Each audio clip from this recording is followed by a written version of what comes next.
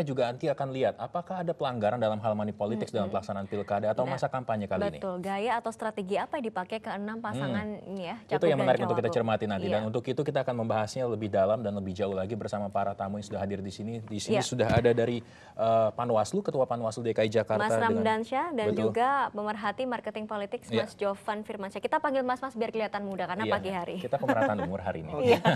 Baik, kalau Iya. kita mau bertanya soal kampanye ini kan masih dini sebetulnya. Tanggal 24 hari ini hari kedua, tanggal 25.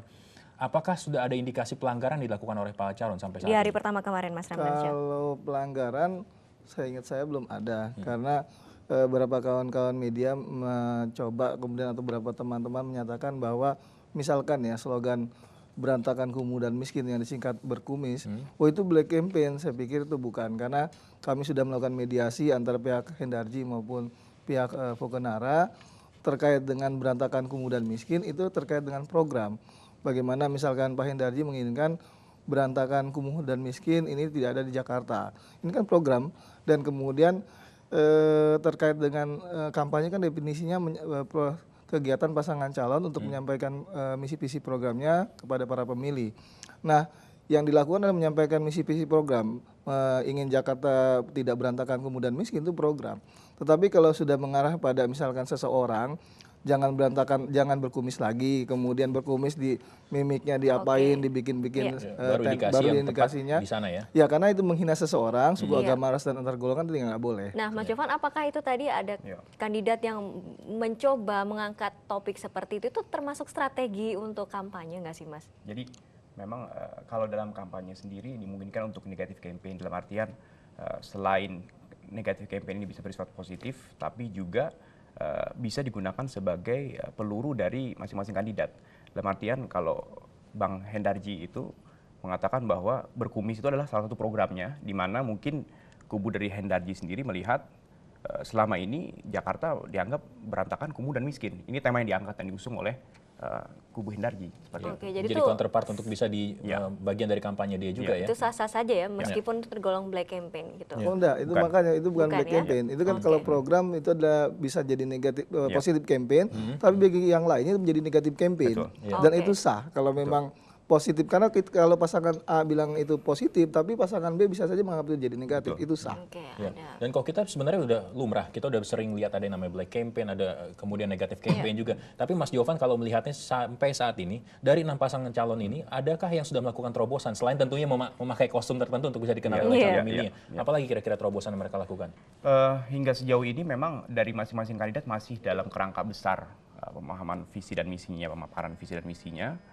Blueprint dari masing-masing kandidat sendiri belum kita temukan hingga saat ini, di mana seharusnya masing-masing kandidat, apalagi untuk kandidat nomor urut tertentu, bisa lebih memiliki jangka waktu yang lebih lama untuk kampanye. Kampanye sendiri kan hanya waktu 2 minggu ya Pak? Ya, 14 hari. Artinya banyak kandidat-kandidat yang bukan incumbent ini memerlukan stimulus program.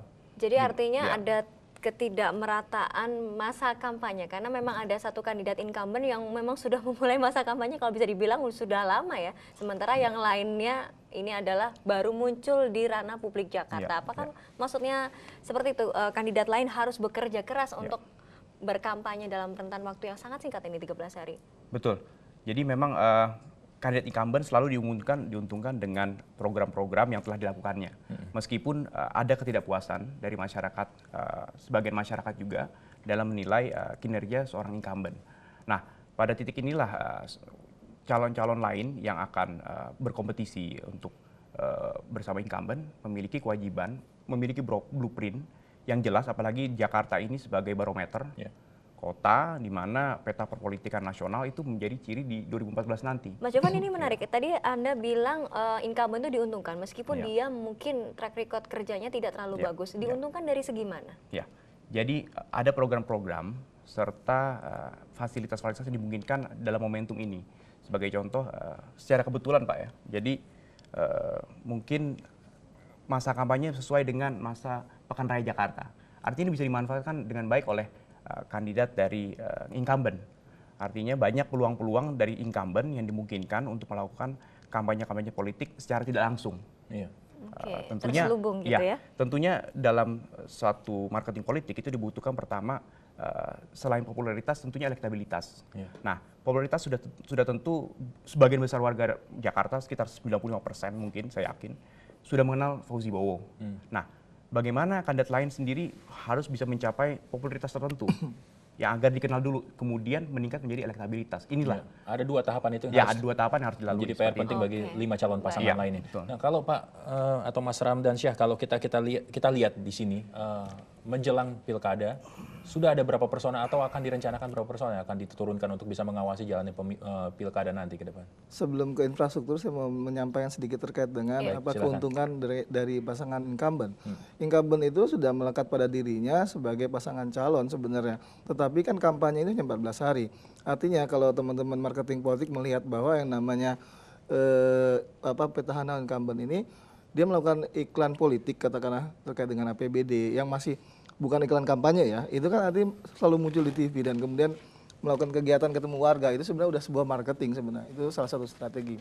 Yang kedua, ada yang namanya, saya menghindari Mas, terkait dengan fairness ketika ada program Senyum Jakarta misalkan. Program Senyum Jakarta ini kan program rutin yang dilakukan oleh Pemda DKI, tetapi pada tanggal 24 Juni, Panwaslu minta kepada Pemda agar itu kan hari pertama kampanye, program naik busway gratis dan program masuk Ragunan gratis. Ini kan dikhawatirkan Terlalu kebetulan. kampanye terselubung, terlalu kebetulan banget. Jadi kita minta tolong dimajukan ke tanggal 23 dan ini dilakukan oleh Pemda. Karena saya pikir ini unsur fairness ini harus ada gitu loh. Makanya kita minta itu. Nah, terkait infrastruktur kami ada 267 panwas tingkat lapangan, itu sudah standby sejak bulan Januari, itu sudah kami lantik.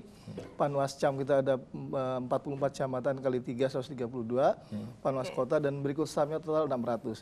Permasalahannya adalah kalau masa kampanye ini kami fokus hari ini adalah terkait dengan penguasaan politik uang. Karena terkait kejahatan kerah putih seperti ini, kami ada 2. Kejahatan kerah putih yang politik uang yang konvensional, masuk ke TPS, moto kemudian keluar bayar, itu kami mudah untuk menangkap. Terkait dengan politik anggaran misalkan, bagaimana pasang iklan, kemudian selama 14 hari jor-joran di media.